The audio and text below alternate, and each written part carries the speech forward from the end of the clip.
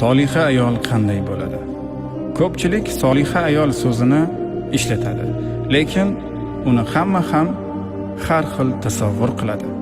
Demak, soliha ayol u barcha ishda oxirat manfaatini ustun qo'yadi. Bu degani dunyodan uzilib oladi degani emas.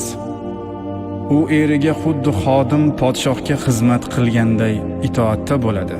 Bu degani qul degani emas.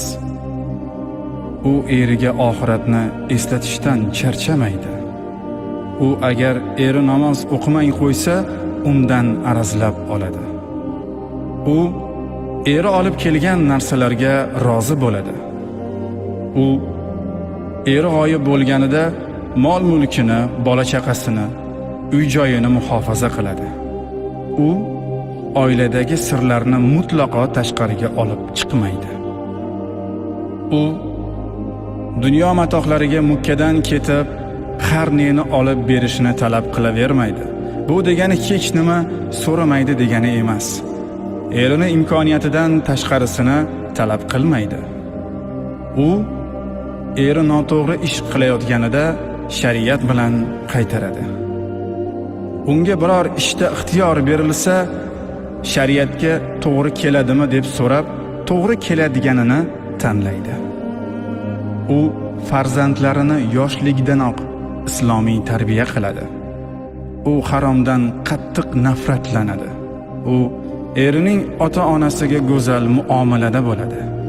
U ibodatlarini imkon qadar mukammal bajarishga harakat qiladi. U behuda vaqt ketkazadigan seriallarga oshiq bo'lmaydi.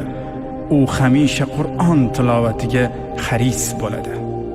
U aslo nazokatini yo'qotmaydi.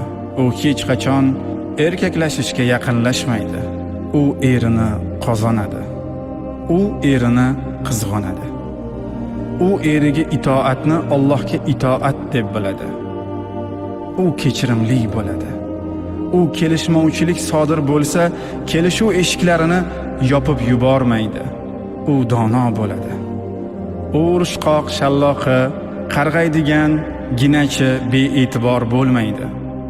U soddalik, oddiylikni o'zidan uzoqlashtirmaydi. U ko'chaga intiladigan bo'lmaydi. U ko'proq oilasi bilan uyda qolishni xush ko'radi. U har xil noshariy bazmlarga, ziyofatlarga hirs qo'ymaydi. U erining ruxsatsiz ko'chaga qadam ranjida qilmaydi.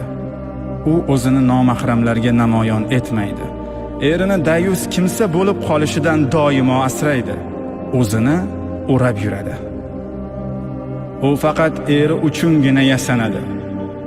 U garchi o'ziga ma'qul kelmay, yuzlariga norozilik alomati sezilsa-da, eri aytganiga xo'p deya itoat qiladi. U uy-joyini pokiza tutadi. U o'zi uchun borliq bu eri deb biladi. U jahli chiqsa, ayollikdan chiqib ketmay jahl qiladi. U erini namozga uyg'otadi, turmaganiga qo'ymaydi. U farzandlariga kunlik ravishda duolar, hadislar, Qur'on oyatlarini yod oldirib boradi. U o'zi uchun eridan boshqa nomahram erkaklarni mutlaqo hayotidan o'chirib yuboradi. Mana shunday bo'ladi soliha ayol. Barchamizga hayotimiz davomida mana shunday soliha ayollar uchrashini tilab qolamiz. Hurmat bilan